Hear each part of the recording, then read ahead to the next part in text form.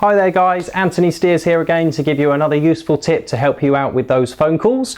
This one is all about call structures. The reason I talk to people about the structure of a call as opposed to writing a script is that most people tend to keep a script in front of them and end up reading from it. The problem is adults don't like to be read to. Children do, but adults find it patronizing. So if you have a structure that you can follow, it means you know the direction of the call and where you're trying to take it, but you're not trying to read what it is you're going to say next. So here's one of the slides that I use in my presentations and on my workshop to give you the breakdown of a general call structure that I follow every time I'm on the phone.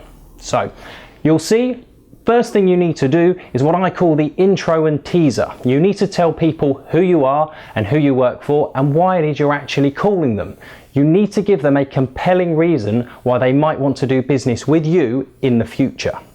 The second stage is actually getting them to agree with what it is you've just said and establish that there may be a future need for your product or service for their business. Once they've done that, there's a middle part of the conversation which I can't really go into too much because every conversation is different and you never know how somebody is going to react. But this is the stage that you might call the objection handling stage.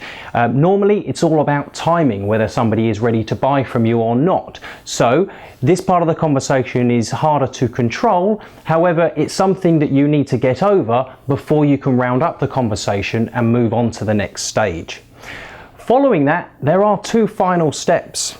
The first one is there will be some form of action that needs to come next. This could be they've asked you to send them some information, that you need to give them a call back with some answers to some questions. It may just be a general call back, now's not a great time to speak to them, but there will be an action that needs to be taken and you need to agree with the person that you're speaking with what that action is. The final step, I think, is perhaps one of the most important, and this is where you must take final responsibility for the next step of the process. People will often ask you to send them some information and they want to mull it over or have a think about it and then come back to you. This is okay, and I always say to people, yeah, please do have a peruse of the information that I'm going to send to you and come back to me with any questions. However, what I do like to say to people is that if I've not heard back from you in the next week, 2 weeks, 4 weeks, depending on the conversation that you've had, I will always say, I'm going to make a note in my diary just to give you a nudge, just to make sure my information came through and make sure you've not forgotten about me. So if you can follow these 5 simple steps, you will be successful on all of your calls. Good luck on the phone and I will speak to you soon. Bye bye.